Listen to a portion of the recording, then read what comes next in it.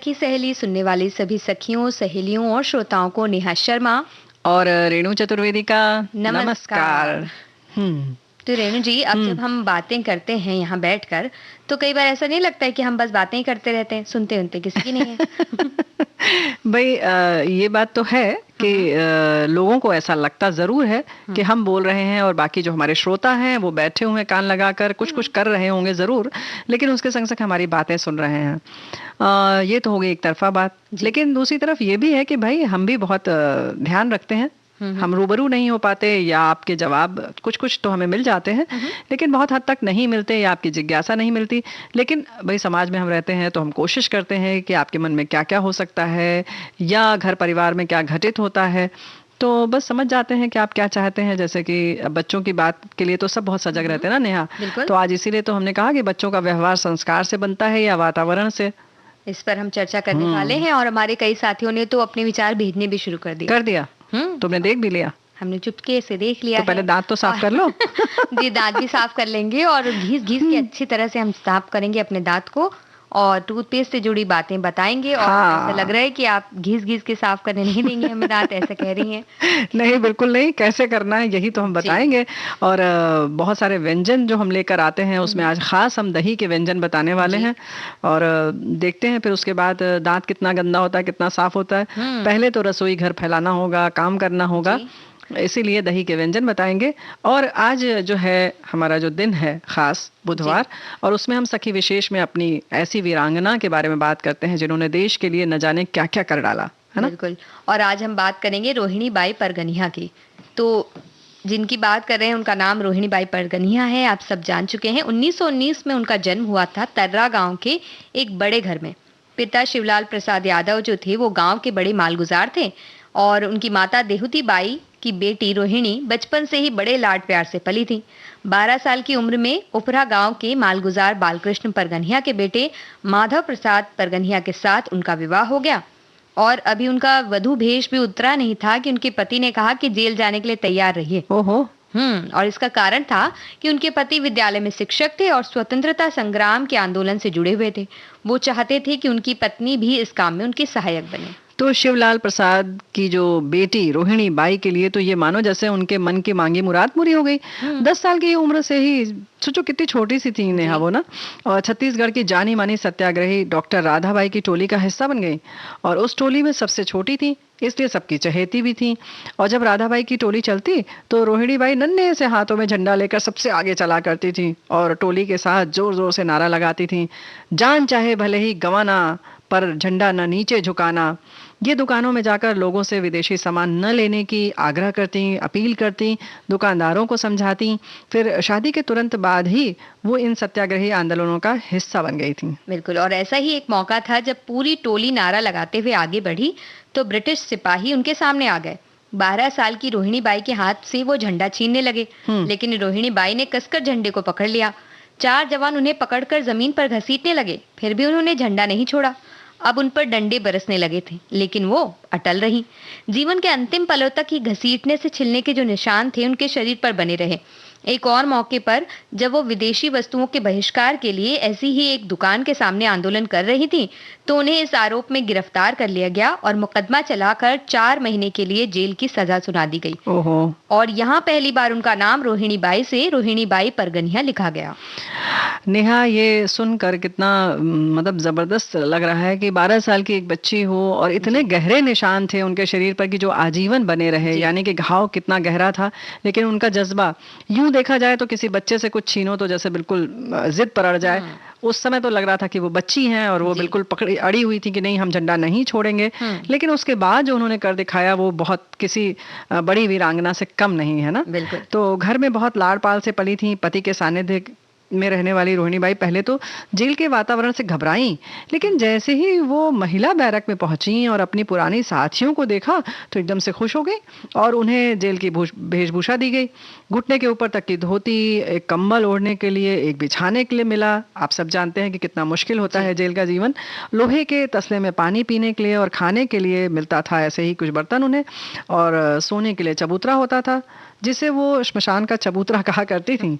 और जब खाना मिलता था तो चावल इतना खराब रहता था, उसमें कीड़े कंकड़ ये सब देखकर किसी तरह से वो 2-4 दाने ही मुंह में रख पाती थी। उम्र बहुत कम थी ना। जी। और जेल का जीवन जितना कठिन लग रहा है उससे भी ज्यादा कठिन थी वहां की सजा। हाँ। 20 किलो गेहूं उन्हें एक दिन में पीसने के लिए मिलते थे और खड़े होकर पीसना पड़ता था। तो छोटी सी थी रोहिणी बाई, तो वहां तक पहुंच भी नहीं पाती थी। सोचो कितनी छोटी थी। जी, किसी चीज पर खड़ी होती और फिर वो काम कर पाती थी। और इसके साथ ही उन्हें एक बोरी चावल भी रोज चुनना पड़ता था, कुएं से पानी खींचना पड़ता था। तो नन्ही रोहिणी बाई के हाथ छिल जाते, कभी गेहूं पीसते पीसते अगर हाथ रुकते तो उन पर कोड़े बरसते थे। ये यातनाएं इसलिए दी जा रही थी क्योंकि वो चाहते थे, जो ब्रिटिश सिपाही थे वो चाहते थे कि स्वतंत्रता सेनानी माफी मांग लें। लेकिन ये सारी यातनाएं झेलकर भी किसी ने माफी नहीं मांगी। वो ऐसी थी हमारी वीरांगनाएं जो कभी भी अपना सर झुकाना नहीं चाहती थी। और 1942 के आंदोलन में भी रोहिणी बाई जेल गई थी। और इतनी बात हो रही तो हमें लग रहा है कि एक गीत हम देशभक्ति का सुन लें, उसके बाद आगे बढ़ें, या पहले बात पूरी कर लें? गीत सुन लेते हैं तो एक जोश हमारे अंदर भी जाग जाएगा। क्योंकि ये जो इन्होंने वहां पर किया काम, वो वाकई मतलब न झुकना, सिर्फ माफी ही तो मांगनी थी, कोई बहुत बड़ी बात नहीं थी, लेकिन उसका जो प्रभाव था पूरे देश पर किस तरह से पड़ता था इन लोगों के जज्बे का, कि वो सब जानते हैं।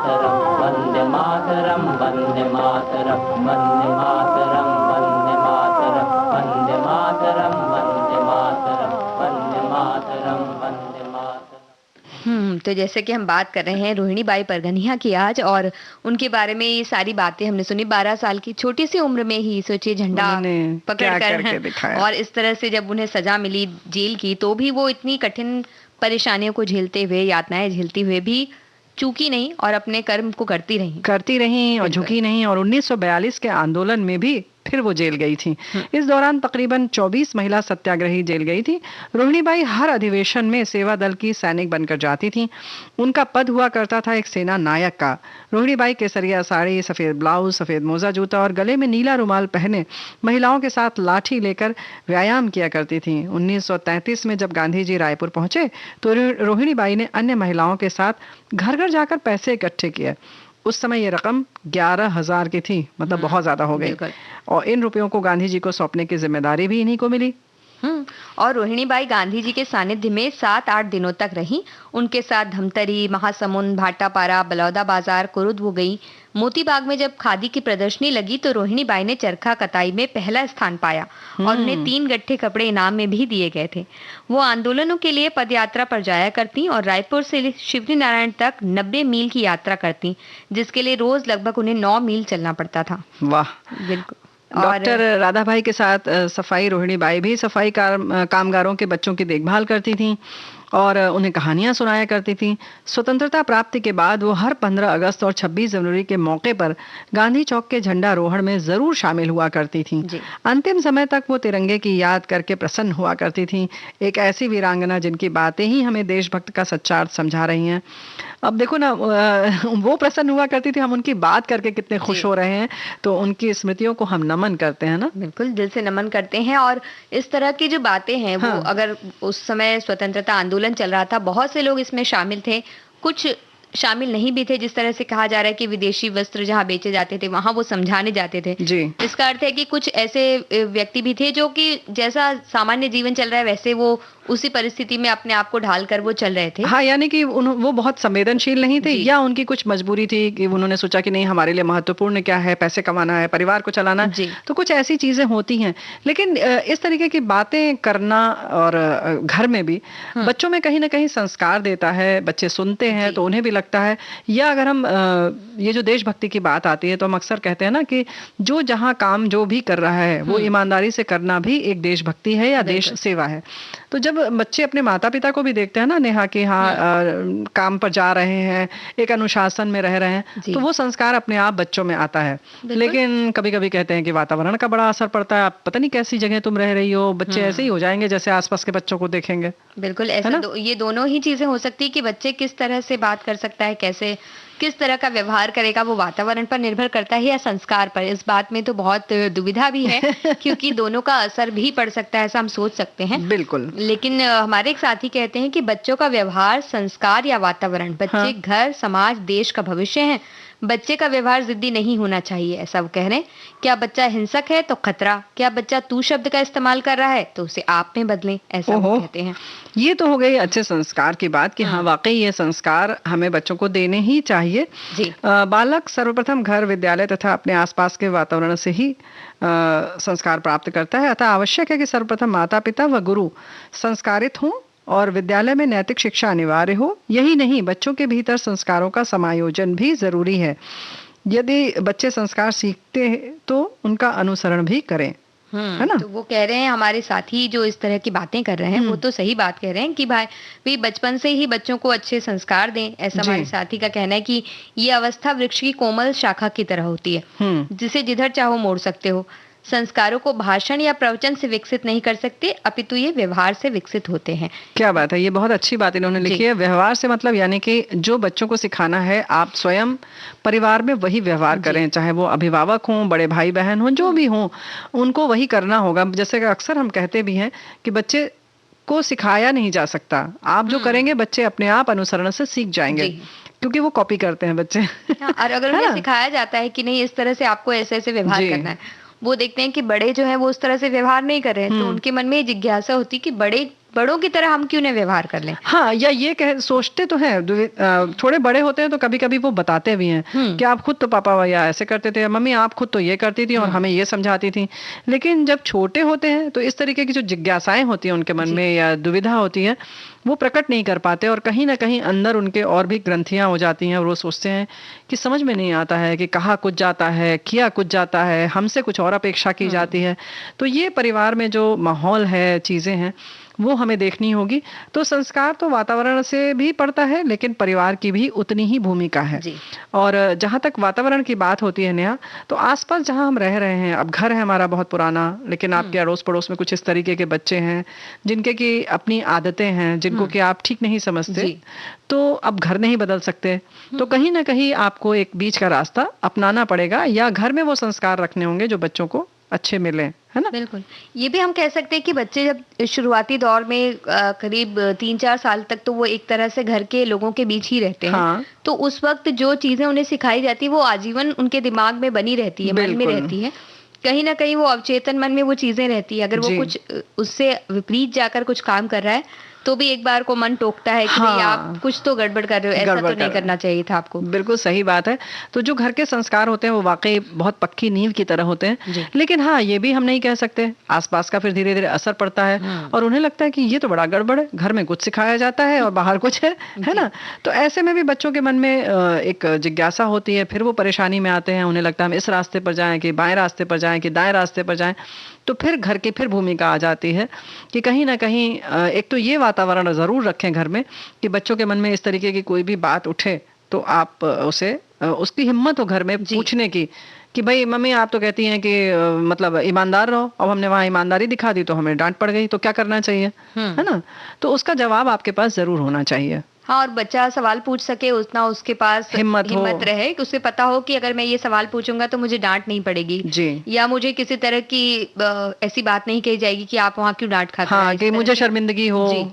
तो आपको और दूसरा ये, इसके संग संग एक बात और है कि कभी कभी शर्मिंदगी नहीं हुई लेकिन उसके संतोषजनक आपको उत्तर भी नहीं मिला बच्चे को, तो इसलिए भी बच्चे फिर सोचते हैं अरे बेकार है यहाँ पूछना, तो अपने उत्तर खोजने कहीं कहीं चले जाते हैं और वो उत्तर, और इन दिनों तो उत्तर खोजने के लिए सबसे ज्यादा मोबाइल का रुख करते हैं, सोशल मीडिया का रुख करते हैं, तो इसमें भी बड़ी उलझन हो जाती है। बिल्कुल सही बात है। हर व्यक्ति अपने संस्कार और अपने व्यवहार के अनुरूप उन्हें जवाब देता है। जी हाँ, और सब घर के अपने संस्कार होते हैं, सब जगह का वातावरण अलग होता है, बहुत कुछ आपकी अपनी परिस्थितियों के हिसाब से भी होता है, स्तर के हिसाब से भी होता है। तो बातें तो इस तरीके की हैं। ऐसे ही हमारे साथी ने लिखा है कि अच्छे व्यवहार से ही अच्छा वातावरण का संचार होता है। जहां भाषा में मधुरता नहीं होगी, क्लेशपूर्ण वातावरण होगा, अच्छा व्यवहार तो किसी का भी नहीं रहेगा ना। खुशनुमा माहौल, अच्छा व्यवहार हो तो मन प्रफुल्लित रहता है। प्रफुल्लित मन सब अच्छे ही काम करवाता है। आप जैसा व्यवहार घर में करेंगे बच्चा वैसे ही सीखेंगे और वही फिर समाज को मिलेगा। हमारे घर में बोलते हैं आते बहुरिया जन्मते वचवा, तो लत लगावो वही लत लगेगा। क्या मतलब, बहुत बढ़िया। लत मतलब यहाँ अच्छे संस्कार से, यानी बात आदत लगाने से, ये लत अच्छी नहीं है जैसे कहते हैं। तो इन्होंने लिखा है लत मतलब यहाँ अच्छे संस्कार से है। बड़ों से कैसे बोला जाए, छोटों से प्यार देने की, अकारण कष्ट न देना, सभी से मिलजुल कर रहना संस्कार में आते हैं।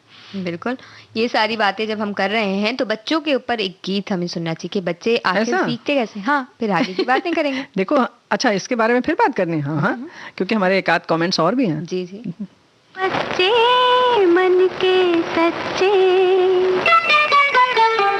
बच्चे मन के सच्चे, सारे जग की आँख के तारे, ये वो नन्हे फूल है जो भगवान को लगते प्यारे, बच्चे मन के सच्चे।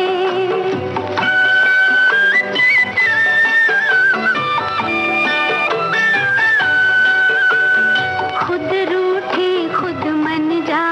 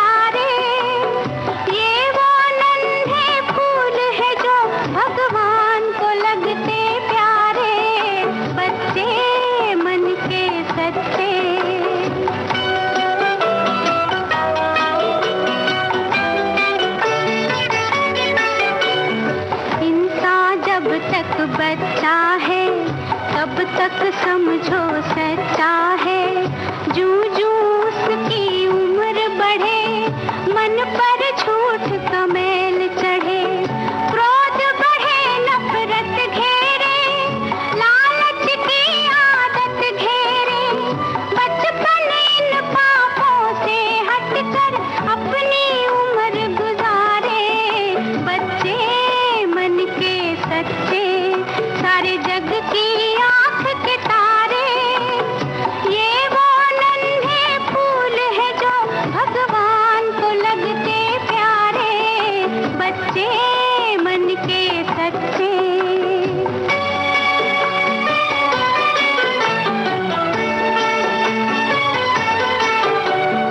तन कोमल मन सुंदर है, बच्चे बड़ों से बेहतर है, इनमें छूत और छात नहीं, झूठी जात और पात नहीं, भाषा की तकरार नहीं, मजहब की दीवार नहीं, इनकी नजरों में एक है मंदिर मस्जिद गुरुद्वारे।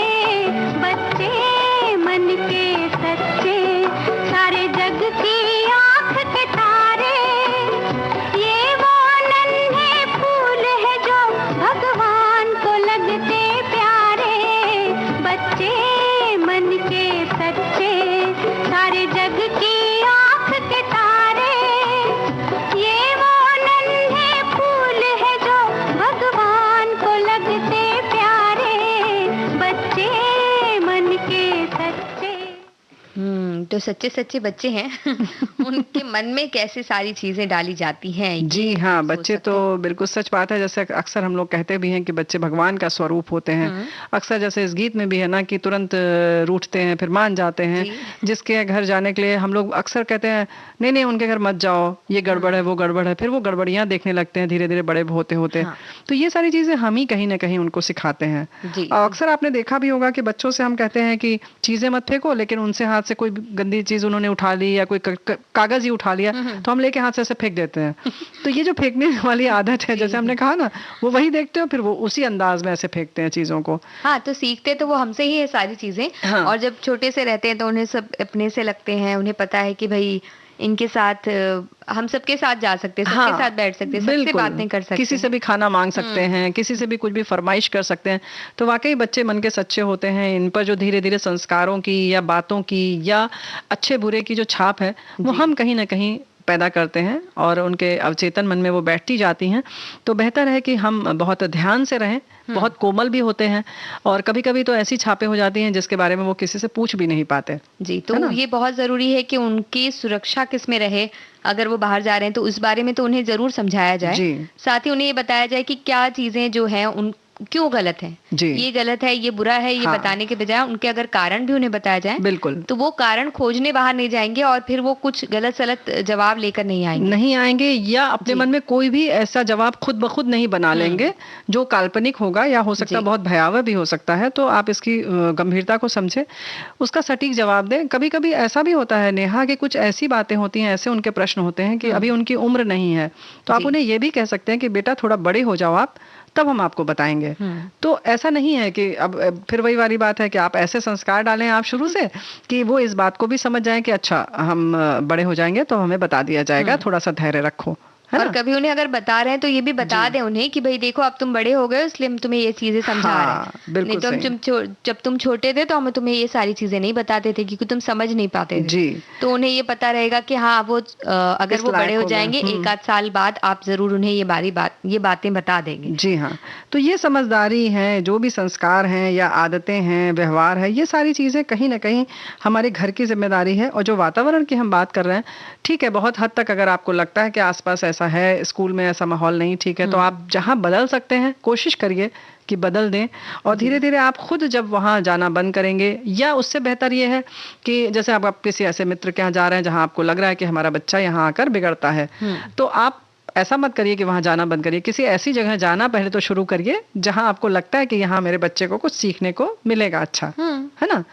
तो और बात हमारे है एक कि हाँ। साथी भी कह रहे हैं कि आजकल बच्चों के व्यवहार में वातावरण का बहुत ही महत्वपूर्ण योगदान है, क्योंकि जिस वातावरण में बच्चों की परवरिश होती है, बच्चों का व्यवहार उसी के अनुरूप ढल जाता है। इसलिए परिवार के सदस्यों को इसका ध्यान रखना चाहिए कि जितना हो सके उन्हें ये ध्यान रखना चाहिए कि बच्चों पर उसका असर, बुरा असर ना पड़े, कि वो कह रहे हैं।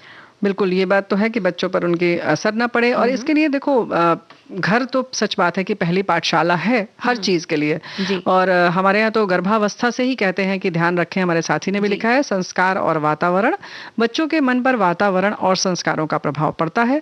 गर्भावस्था में ही भावी माताओं को कहा जाता है अच्छा साहित्य पढ़ें, धार्मिक पुस्तकें पढ़ें। महाभारत में भी तो अभिमन्यु की कथा आती है, जैसे बच्चे बड़े हो जाते हैं वातावरण के लिए थोड़ा हमें सतर्क रहना चाहिए। बिल्कुल। और हमारे साथी ये भी कहते हैं कि विनम्रता से बच्चों का हौसला बढ़ाना चाहिए। तो भाई देखिए, इसके लिए तो सबसे पहले जो बड़े हैं उन्हें विनम्रता अपनाना चाहिए। हाँ। और बच्चों को समझाने के लिए धैर्य रखना बहुत जरूरी हो जाता है, क्योंकि बहुत से बच्चे, अधिकांश बच्चों के पास इतने सारे सवाल होते हैं, क्योंकि वो दुनिया में नए हैं, तो उनके बिल्कुल। पास बहुत से सवाल हैं। वो दुनिया में नए हैं, उनके लिए दुनिया नई है। बिल्कुल। तो सवाल भी उनके पास बहुत सारे होते हैं, उनके सवाल भी नए होते हैं कई बार, हमारे लिए भी। जी। तो हमें उसके जवाब नहीं आते, हमें लगता है कि हमने तो अपने बचपन में ऐसे सवाल नहीं पूछे थे। ये किस तरीके के सवाल आजकल के बच्चे पूछते हैं। तो ये अक्सर हम बोलते हैं कि आजकल के बच्चे तो क्या-क्या सवाल पूछते हैं, हम क्या तो सवाल पूछते नहीं थे। तो ठीक है, लेकिन इसका मतलब नहीं कि वो गलत है। जी। तो कितने सारे सवाल जब वो पूछते जाते हैं लगातार, तो उन सवालों का जवाब भी हमें धैर्य रख कर देना चाहिए। ऐसा नहीं कि हम गुस्सा हो गए। बिल्कुल, अक्सर यही होता है कि हम व्यस्तता के कारण या बहुत सारी अपने कुछ हमारी जो एंगेजमेंट रहते हैं उनकी वजह से उन्हें डांट देते हैं कि छोड़ो, तुम पता नहीं क्या पूछते रहते हो। तो एक बात तो ये है कि वैसे भी आजकल देखो, जो भी बच्चे होते हैं, माता पिता बहुत तैयारी के साथ उनको मतलब जन्म देते हैं, कहना चाहिए कि पूरी प्लानिंग करके करते हैं, और करना ही चाहिए जब आप उसके लिए तैयार हो जाएं। इसके लिए सबसे बड़ी बात यह है। और उसके बाद आप पूरा जो समय सारिणी बनाते हैं, उसमें बच्चों के लिए अधिकतम समय रखें। सिर्फ ऐसा नहीं कि जिस समय बच्चों से बात कर रहे हैं उसके लिए आप पढ़ाई भी करें। जैसे कि बच्चे ने कुछ पूछा तो उनसे बता दीजिए कि कल बताएंगे हम। हो सकता है आपको नहीं पता हो, है ना, कितनी दूरी है सूर्य की, या और क्या है, कितने और ग्रह हैं। हो सकता है कि माँ को ना आए या पिता को नहीं मालूम, तो आप कहिए कि ठीक है, हम कल बताएंगे आपको। तो उसके लिए बाकायदा पढ़ाई भी करें।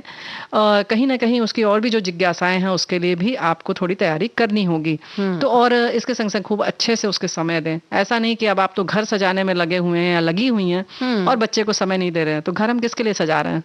हाँ, और पहले ऐसा होता था ना कि कहानियां सुनाते थे हमें कई सारी, जैसे पंचतंत्र वगैरह की जो कहानियां आती है, जिसमें बहुत सारी बातें जो सीधा बोल दिया कि भाई आप झूठ मत बोलिए जी। उसकी बजाय अगर आपने कोई एक कहानी उन्हें सुनाई जिसमें झूठ बोलने के कुछ ऐसे परिणाम हुए जो कि अच्छे नहीं रहे, और जिन्होंने सच बोला उनके परिणाम अच्छे रहे, जैसे कई नीति से प्रेरित कहानियां होती हैं, बिल्कुल वो सब अगर आप उन्हें सुनाते हैं, किसी छोटी भालू, चीता, इस तरह से जो जानवरों के साथ मिलाकर बनाती हैं, तो वो चित्रों वाली कहानियां भी आती हैं। इस तरह से जब आप उन्हें सुनाते हैं तो उन्हें बड़ा आनंद आता है। बिल्कुल, जैसे बिना बिचारे जो करे सो पाछे पछताए, उसकी कहानी हम लोगों को अभी तक याद है ना। तो ये सारी जो चीजें होती है, अच्छा ये बात बहुत अच्छी नेहा, कहानी से करने से क्या होता है कि बच्चे उसमें और अपनी कल्पनाशीलता को थोड़ा उड़ान देते हैं, और उसमें ये भी कह सकते हैं कहीं ना कहीं वो और व्यस्त हो जाते हैं। तो हो सकता है कि उनके जो 100 सवाल हो तो वो 50 में आ जाए घटके, तो आपको और आराम रहेगा। तो उसके जवाब भी उन्हें मिल जाते हैं, और वो सीधे सीधे अगर आप किसी को कहते कि भाई झूठ मत बोलना, तो अब उन्हें मन में बहुत सारे सवाल आएंगे। हो सकता है पहले तो वो पूछें कि झूठ क्या होता है, बिल्कुल सही, ये भी नहीं पता। पहले तो उसको कल्पना में लाएंगे, फिर पहले सोचेंगे कि कौन कौन बोलता है, तो फिर वो गलत दिशा में जाएंगे जी। उसके अलावा उसके बजाय अगर आप उनकी कहानी सुना देंगे तो उस कहानी के अंदर उन्हें पता चल जाएगी, अच्छा इस तरह से अगर उसने गलत बात कही, झूठ बताया, तो ऐसी सारी चीजें हुई। अब हम पूछेंगे कि हम कार्यक्रम में अंतराल क्यों लेते हैं? एक अंतराल लेंगे क्योंकि थोड़ा एक आराम हो जाता है, और उसके बाद हम गीत सुनते तो बड़ा मजा आता है। अंतराल के बाद लौटते हैं जी।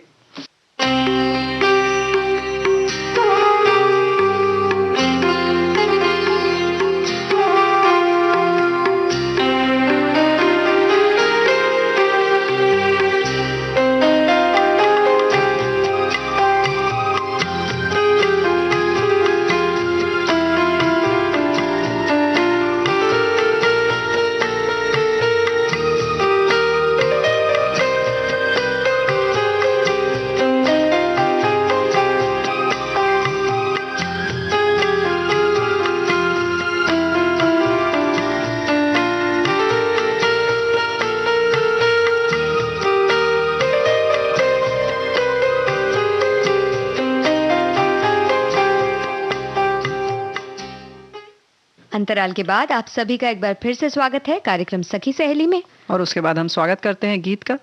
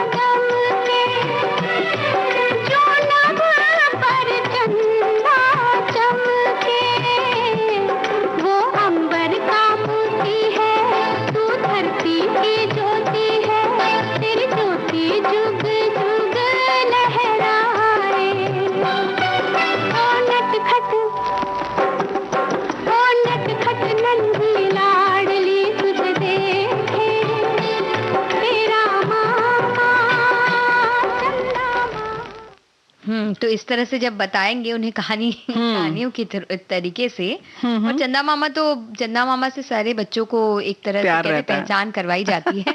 सबको पता है मामा, चंदा मामा ही बोलते हैं वो। हाँ, कुछ और नहीं बोलते। लेकिन हमें लगता है कि कहीं ना कहीं मामा भी जो है वो इससे इतने चिरपरिचित हो चुके हैं कि अगर कुछ और नाम लेंगे तो शायद उन्हें भी दिक्कत हो जाएगी, थोड़ा भ्रम में आ जाएंगे कि ये कौन सी दुनिया में हम आ गए। तो भाई इस तरह से इन सारी चीज़ों का ध्यान रखना ही चाहिए। लेकिन अब तुमने चंदा मामा की बात की है तो सफ़ेद दही की बात आ जाती है, तो फिर कुछ व्यंजन ऐसे बताएंगे हम लोग क्या कि जिसमें दही से ही बस बने। जो तो दही केवल रायता वायता बनता है बस? रायता वगैरह भी बनता है, पर बहुत सारी अच्छी अच्छी चीजें भी बनती हैं। हाँ, वो एक अंग्रेजी में क्या कहते हैं, वो कर्ड राइस। कर्ड राइस भी बनता है। तो उसके लिए आपको, वो तो बहुत ही सरल है, उसके लिए आपको अच्छा, वैसे भी दही की कोई भी व्यंजन जो दही का होगा वो सरल ही होगा मुझे लगता है ना? वो सरल ही रहते, नहीं कठिन व्यंजन भी होते हैं। एक तो आप अगर दही जमाना ही अपने आप में सबसे कठिन है, पता है, इस मौसम में खास तौर से ना। तो वो हल्के गुनगुने दूध में अगर जमाई जाए दही तो बड़ी अच्छी तरह से जमेगी। और खास तौर से जब सर्दियां होती थी, अभी तो फिर भी ठीक है, लेकिन फिर भी आजकल भी एक पुराना तरह का कंबल रखा जाता है जिसमें कि जिस बर्तन में करते थे थोड़ा गुनगुना करके रखा और उसको फिर चारों तरफ से कंबल से ढक दिया, या कोई ऐसा ऊनी कपड़ा जो आपका पुराना शॉल आदि हो या कोई ऐसी तौलिया हो उसको आप ढक दें तो अच्छा रहेगा। और गैस के आसपास ही रखें जहाँ भी आप, या आप जो हीटर आदि जलाते हैं उसके पास रखें तो बढ़िया सी जम जाएगी। चलो दही तो जम गए, उसके बाद व्यंजन बना लेते हैं। दही के साथ पापड़ की सब्जी भी एक बड़ी अच्छी बनती है। हाँ। अगर आपके पास कुछ ज्यादा चीजें ना हो घर में तो आप दही पापड़ की सब्जी बना सकते हैं। जैसे कैसे? इसके लिए आपको मुख्य सामग्री के रूप में 4 मध्यम आकार के पापड़ चाहिए, 2 कप कौन से दही। वाले? उड़द के वाले? उड़द या वाले, मूंग के? मूंग वाले, जो भी आपको पसंद है वो पापड़ आप इसमें डाल सकते हैं। जी। क्योंकि वैसे भी पापड़ सब्जी बनने के बाद डालते हैं तो आपके स्वाद के अनुसार वो डाल सकते हैं आप। और 2 कप आपको दही चाहिए जो कि अच्छी तरह से फेंटी हुई हो। इसके अलावा आप पापड़ की सब्जी को तैयार करने के लिए आप अदरक, लहसुन, हरी मिर्ची और अलग अलग तरह के जो हमारे पास सूखे मसाले जो होते हैं वो आप इस्तेमाल कर सकते हैं। तो इसके लिए आपको कढ़ाई में घी गरम कीजिए और उसमें जीरा, मसाले, अदरक और हरी मिर्च के जो पेस्ट है वो डालिए। आप चाहें तो प्याज और टमाटर को पीस भी सकते हैं। टमाटर आप चाहें तो डालिए, ना चाहें तो ना भी डालें।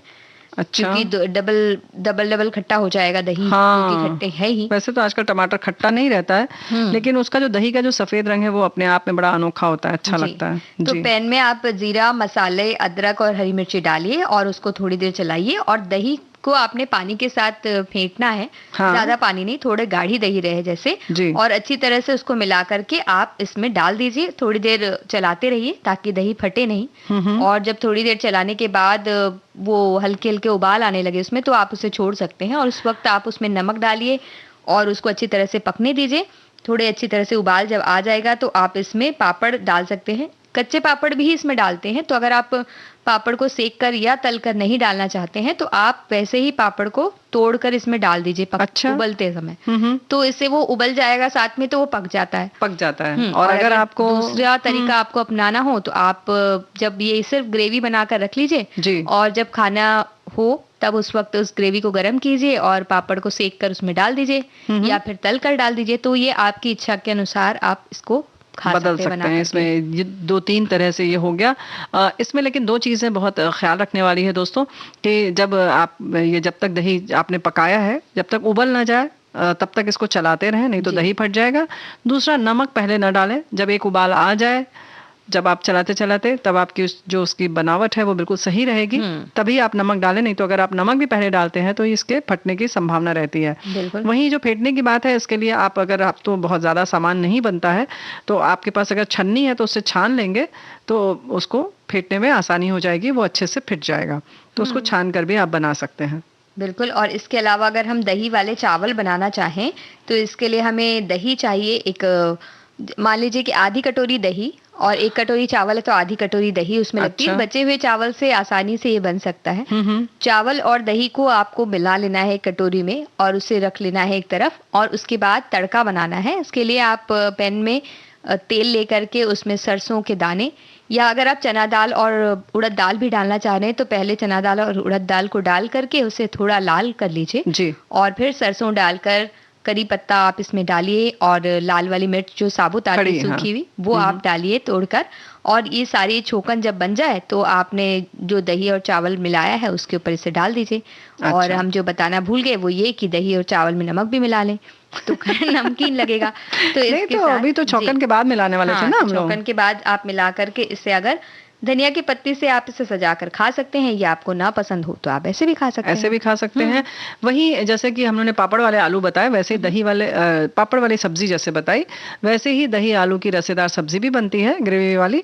तो उसमें यही करना है कि आप पहले आलू उबाल लें, जितने भी आपको आलू के बनाने हैं सब्जी, और उसको ऐसे ही घी गरम करके उसमें थोड़ी सी राई, जीरा, मेथी के दाने, दरबरी मेथी हो तो अच्छा है, थोड़ा सा हींग और हल्दी डालकर आलू को भून लें आप उसमें अच्छी तरीके से। अगर आप चाहें तो पसंद हो तो आप उसमें थोड़ी सी अदरक भी डाल सकते हैं और हरी मिर्च भी डाल सकते हैं। छौंकन में डाल के आलू को अच्छे से भून लें। थोड़ा जब भून जाए तो जैसे दही हम लोगों ने पहले बताया था पापड़ वाली सब्जी के लिए, वैसे ही उसको छान लें और धीरे धीरे डालें, उसमें अच्छे से पानी मिला लें और धीरे धीरे डालें। चाहे पतीले में बनाएं आप, चाहे कढ़ाई में, तो आलू में धीरे धीरे डालते रहें। लेकिन जब आप डाल रही हैं दही तो बराबर उसको चलाते रहें।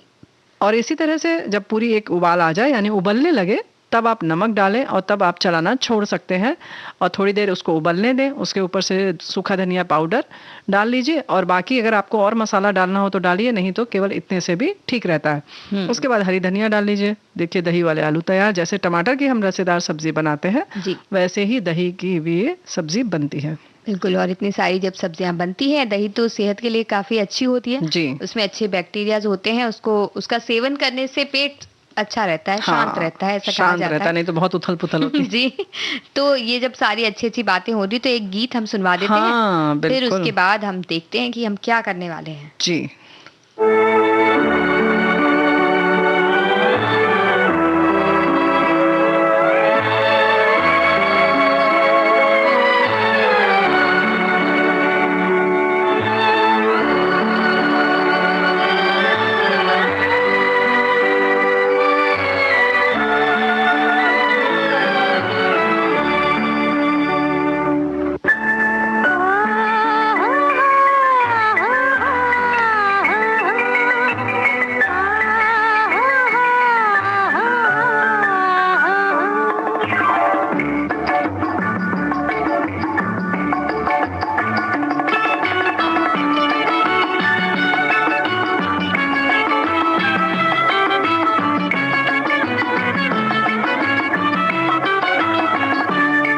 ऐ दिल मुझे बता दे तू किस पे आ गया है, वो कौन है जो आकर ख्वाबों पे छा गया है।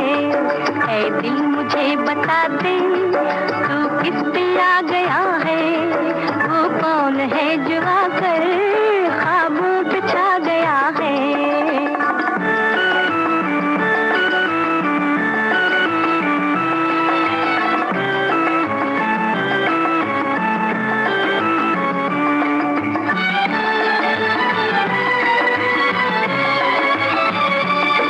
मस्ती भरा तराना क्यों रात गा रही है, आँखों में नींद आकर क्यों दूर जा रही है।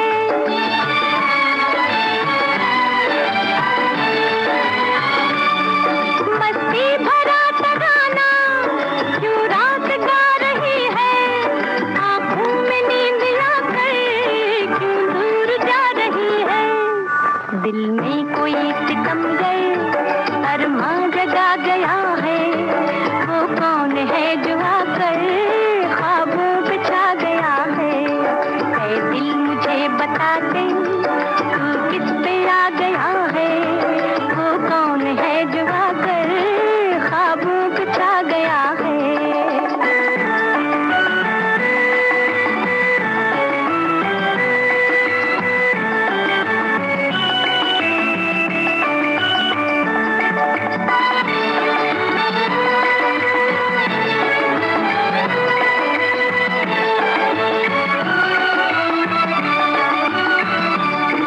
बेताब हो रहा है ये दिल मचल मचल के, शायद ये रात बीते करवट बदल बदल के।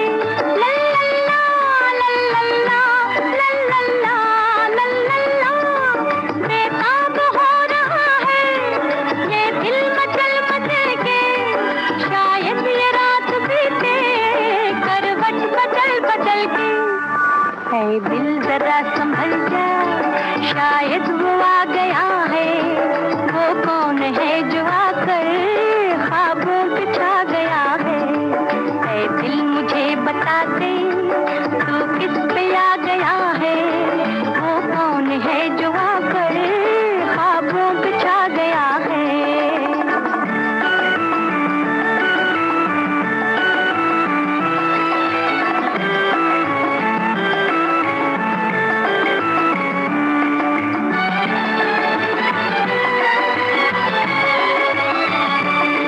भीगी हुई हवाएं, मौसम भी है गुलाबी,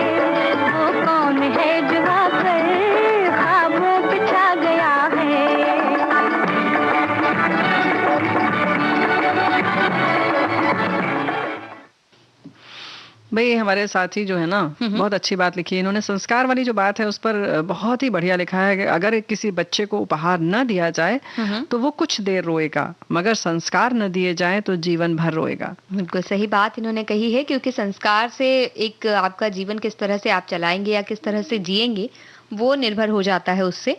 और टूथपेस्ट की जो हम बात करने वाले हैं आज हाँ की, बिल्कुल, ये भी बात है ना। देखो अगर ये सही तरीका नहीं रहेगा तो अभी तो हम नहीं रोएंगे, लेकिन जब बुढ़ापे में बहुत जल्दी जब जाने लगेंगे तो उन्हें टाटा बाय बाय कहना पड़ेगा, तब बहुत हंस दुखी भी होंगे। नहीं पाएंगे क्योंकि दांत नहीं दिखते। लेकिन उससे पहले तो आप न गर्म खा पाएंगे, न ठंडा खा पाएंगे, न आप कुछ मीठा खा पाएंगे। तो बेहतर है कि इसको सही ढंग से इसकी देखभाल की जाए। और हमारे बहुत सारे साथियों ने कुछ सुझाव भी लिखकर भेजा है। बिल्कुल, हमारी एक साथी कहती हैं कि अभी तक तो मैं इसे दांत मांजने का ही एक साधन समझती थी। कुछ साल पहले मैंने एक पत्रिका में पढ़ा कि ये चांदी के बर्तन, मूर्तियां, जेवर साफ करने के काम में भी आता है और मैं इसे आजमाती भी हूँ और बेहद ही सुंदर, चमकीला, साफ भी होता है। बिजली के स्विच बोर्ड, बिजली वाले अप्लायंसेस में भी इसी टूथपेस्ट से वो साफ करती हैं। ओहो, क्या बात कहाँ है। से क्या गुर निकाल लें पता नहीं चलता। पता नहीं चलता। जी। तो भाई यानी कि ब्रश से ये सब भी किया जा सकता है टूथपेस्ट के साथ में। ऐसे ही चेहरे की खूबसूरती के लिए भी है कि महंगे ब्यूटी प्रोडक्ट्स की जगह टूथपेस्ट का इस्तेमाल कर सकते हैं। इससे आप त्वचा से जुड़ी कई परेशानियों को दूर कर सकते हैं। टूथपेस्ट त्वचा के लिए भी काफी फायदेमंद है। जी हाँ, इसके इस्तेमाल से आप चेहरे के दाग धब्बे, मुहासे, झाइयां जैसी परेशानियों को चुटकी में दूर कर सकते हैं। ऐसे ही ये तो हमारे साथी ने लेकर भेजा है, लेकिन नेहा ऐसा भी कहते हैं कि टूथपेस्ट में थोड़ा सा नमक डाल के और आप अपने नाक के ऊपर लगाएं तो जो ब्लैक हेड्स हैं वो बहुत आसानी से बाहर आ जाते हैं। बिल्कुल, लेकिन अलग अलग तरह के टूथपेस्ट होते हैं। हाँ। तो जो सबसे प्राकृतिक तरह का होता है, या कह सकते हैं जो सफेद होता है कई, या अलग अलग तरह के टूथपेस्ट आते हैं, उसमें से कौन सा इस्तेमाल किया जाए उसके बारे में भी हमें सोचना पड़ेगा। लेकिन वैसे तो बहुत हद तक ये जो सफेद वाला, जो पुराना टाइप वाला होता था, बाद में सब ये पारदर्शी और ये सब आने लगा, लेकिन वो जो सफेद वाला आता था ना, बिल्कुल सबसे प्राचीन काल वाला, वो इन सब चीजों में बड़ा फायदेमंद है। ऐसे ही कहते हैं कि अगर जल जाए तुरंत उस पर टूथपेस्ट लगा दें। लेकिन फिलहाल हम बात कर रहे हैं कैसे दांत साफ करना चाहिए। बिल्कुल, लेकिन हमारे एक साथी कह रहे हैं कि आजकल चलन में बहुत आ गया ये टूथपेस्ट, लेकिन नीम की दातुन जो लोग दांत साफ करते हैं उससे उनके दांतों की मजबूती कुछ और ही होती है। पहले ज्यादा लोग दातुन इस्तेमाल करते थे, पहले चबाकर दांत साफ किए, फिर बीच से 2 करके जिब्बी का उपयोग कर लिए, तो एक पंथ 3 काज हो जाते थे। कई काज होते थे। और सच बात है कि ये गले से अंदर भी जाता था तो बहुत सारे संक्रमण से भी हमें बचाता था। तो चलिए, लेकिन फिलहाल जो हम टूथब्रश और पेस्ट जो आजकल सामान्य तौर पर इस्तेमाल करते हैं उनके बारे में कुछ यही कहना चाहेंगे कि ब्रश आप करें, लेकिन उसके संग संग मसूड़ों की मालिश बहुत जरूरी है। तो ब्रश से तो नहीं हो सकती। पहली बात तो ब्रश को ऊपर नीचे गोल गोल घुमा के घड़ी की दिशा में, फिर विपरीत दिशा में, दोनों तरफ करें। फिर वैसे ही मुंह खोल के अंदर करें। आगे के जो होते हैं हमारे दांत, उनको भी ठीक से साफ करें। लेकिन मसूड़ों की जो मालिश की बात है उसको उंगली से आप जरूर करें जिस समय आप कुल्ला कर रहे हैं। तो बिल्कुल, और उससे दांत आपके मजबूत होते हैं, क्योंकि मसूड़े ही तो दांत को संभाल कर रखते हैं। तो उन्हें एक तरह से कहिए कि उन्हें एक शाबाशी दीजिए कि भाई तुम बहुत अच्छा करो। जैसे पीठ सहलाकर बच्चों को हम कहते हैं ना कि बहुत अच्छा काम तुमने किया है, तो उस तरह से आप उन्हें शाबाशी देने से शाबाशी रोज दें। और सुबह का सबसे पहला काम भी यही रहता है, हम दांतों की सफाई करते हैं। बिल्कुल, पहले दातुन का उपयोग करते थे, लेकिन अब टूथपेस्ट और ब्रश का इस्तेमाल करते हैं। तो कितना चुने, कितना इस्तेमाल करें, ये सारी बातें हमें पता रहे तो ज्यादा अच्छा है। तो क्या करना चाहिए? तो कई बार हमें ऐसा लगता है ना कि जितना ज्यादा टूथपेस्ट लगा के हम ब्रश करेंगे उतने ही हमारे दांत सफेद चमकेंगे। तो हम पूरे ब्रश भर के पेस्ट लगा लेते हैं। लेकिन जो जानकार हैं वो बताते हैं कि टूथपेस्ट को बहुत कम मात्रा में इस्तेमाल करना चाहिए। एक मटर के दाने के जितना ही टूथपेस्ट लगाकर आपको दांत साफ करने चाहिए। और बच्चों की अगर हम बात करें तब तो उन्हें पेस्ट इस्तेमाल तब तक नहीं करने देना चाहिए तब तक जब तक कि वो झाग को बाहर न थूक पाए। तो तब तक उन्हें देना नहीं चाहिए, क्योंकि वो उसको अंदर ले जाते हैं। मीठा मीठा होता है। सही और वो उनके लिए हानिकारक होता है, क्योंकि फ्लोराइड वाले जो टूथपेस्ट होते हैं उनका स्वाद मीठा होता है और बच्चों को बड़ा अच्छा लगता है, तो मीठे मीठे वो खा लेते हैं उसे। तो यही हमारी साथी ने भी लिखकर भेजा है कि जैसे तुमने कहा कि मटर के दाने के बराबर, और बच्चे छोटे हैं 6 वर्ष से कम उम्र के, तो उन्हें चावल के दाने के बराबर। जबकि विज्ञापन में हम देखते हैं कि पूरा जितना बड़ा हमारा ब्रश होता है, यानी जितनी दूर तक ब्रश होता है उतना लंबा वो पेस्ट लगाते हैं। तो आप विज्ञापनों पर ना जाए, बल्कि जो मटर दाने बराबर और जो बताया गया छोटे बच्चों के लिए चावल दाने बराबर, तो बस उतना ही प्रयोग में लाएं, आपके दांत साफ हो जाएंगे। बिल्कुल, और दांतों के लिए अच्छा भी ये माना जाता है फ्लोराइड जो होता है उसको, लेकिन बच्चों के लिए नुकसानदायक होता है। इसलिए जो फ्लोराइड वाले टूथपेस्ट होते हैं उनमें जानकारी लिखी होती है कि कौन सा टूथपेस्ट, उसमें क्या चीजें डली जी। हुई हैं क्या नहीं, तो आप उससे देख सकते हैं और उससे उनके दांतों पर असर हो सकता है।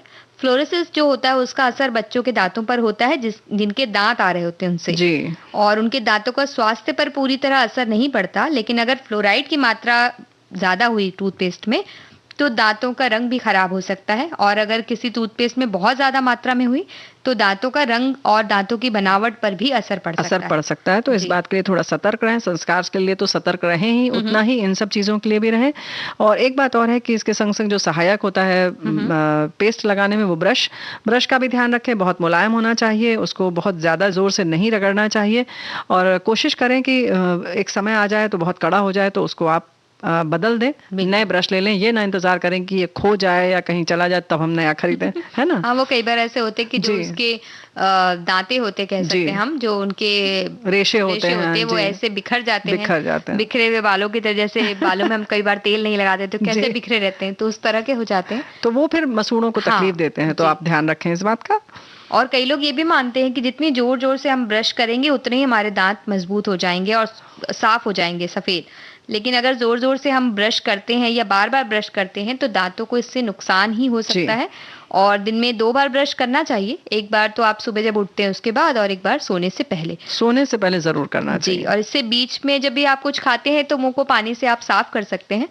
बार बार ब्रश करने से भी दांत के जो मसूड़ों के पास जो एनामल होते हैं वो सारे खराब हो सकते हैं, तो इसलिए आप 2 बार ब्रश करने की आदत रखें बस। और उसके बाद में, जैसे खाना खाने के बाद की बात है, तो खूब अच्छे से, जैसे हम लोग मुंह में पानी भर के और खूब कुल्ला करते हैं, और खूब अच्छे से घुमा के, तो एक तरह से पूरे पानी से उसकी सफाई हो जानी चाहिए। तो बीच बीच में करते रहना चाहिए। तो बीच बीच में एक गीत हम सुन लें, फिर थोड़ी सी बातें कर लेंगे। और ठीक है।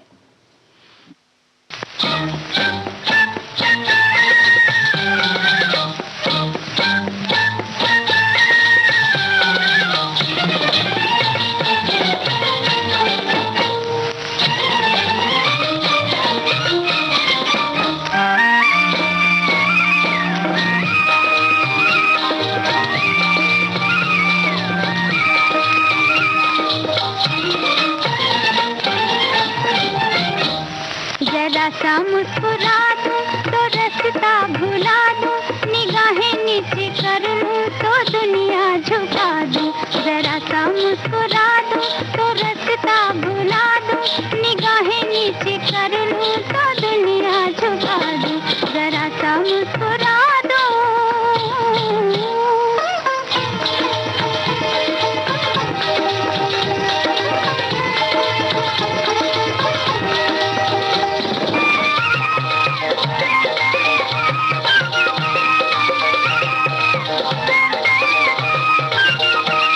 कुछ लिखा है आँखों में काजल का है बहाना, कुछ लिखा है आँखों में काजल का है बहाना।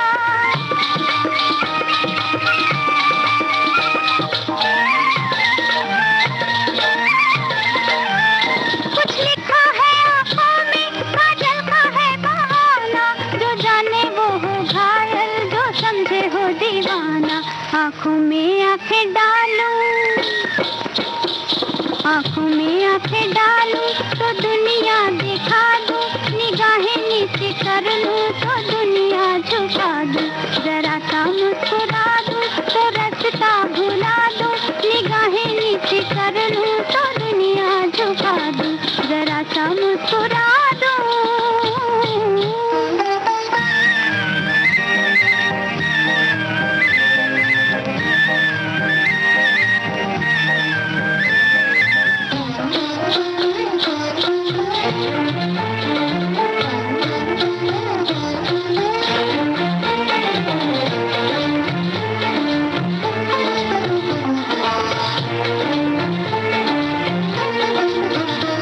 लटकते ये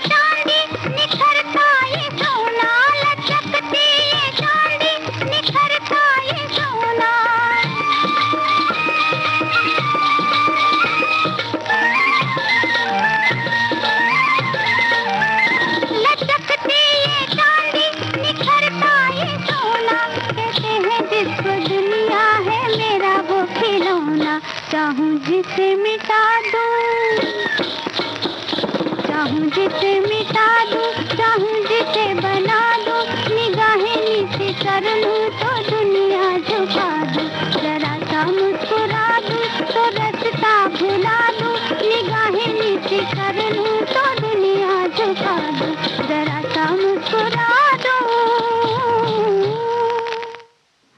तो मुस्कुराने की जो बात हो रही है, उसके साथ साथ अगर अच्छी तरह से हम ब्रश करते रहेंगे तो भी मुस्कुरा पाएंगे अच्छी तरह तभी तो मुस्कुराहट अच्छी लगेगी, नहीं तो फिर सामने वाले मुस्कुराएंगे और हम अपना मुंह किसी तरह से चाहेंगे कि बंद रखें। तो भाई ये बात बिल्कुल सही है कि हम लोगों ने जैसे कहा कि रात में जरूर करें या अपने दांत को साफ रखें बार बार। गर्म ठंडा लगने जो अगर कुछ खाएं तो तुरंत ब्रश ना करें। इसी तरह से गरम अगर आपने कुछ खाया है तो तुरंत बहुत ठंडा ना खाएं और ठंडा खाया है तो गरम ना खाएं। लेकिन कुछ पेस्ट की बात कर लें ना कि अलग अलग जो पट्टियां बनी होती है उनका क्या मतलब होता है नेहा? पेस्ट में नीचे जो अलग अलग रंग की पट्टियां बनी होती है उनके अलग अलग अर्थ भी होते हैं।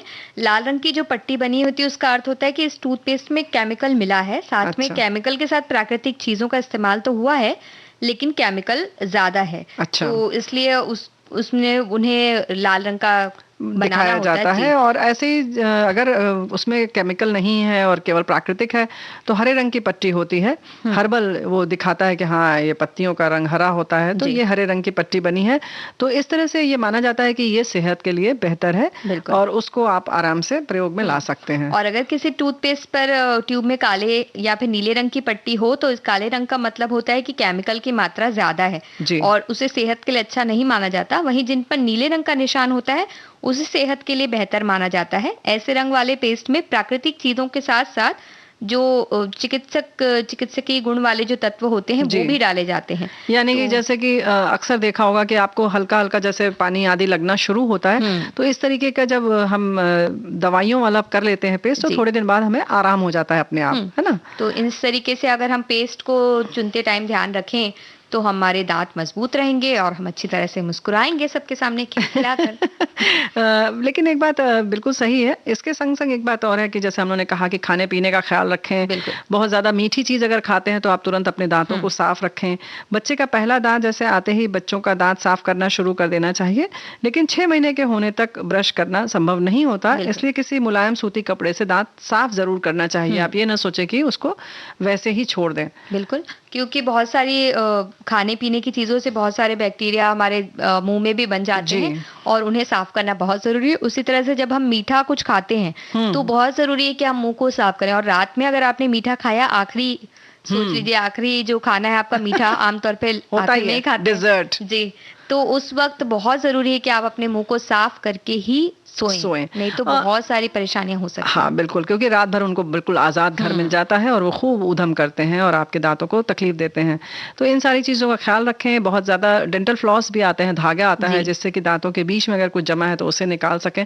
मसूड़ों की जहां तक बात है उसके लिए आप सरसों का तेल, सेंधा नमक और हल्दी लेकर उंगली से मालिश जरूर करें। तो आप दांत साफ करिए। तेल वाला हिस्सा आप मालिश करें, क्योंकि अगर नमक वगैरह जो है वो नहीं, सेंधा नमक इसीलिए हमने कहा, वो बहुत बारीक होता है पाउडर जैसा, तो उसको लगा के हल्दी में के साथ आप एक बार मालिश जरूर करें। और हम लेते हैं आप इजाजत। कार्यक्रम से नेहा शर्मा और रेणु चतुर्वेदी का नमस्कार।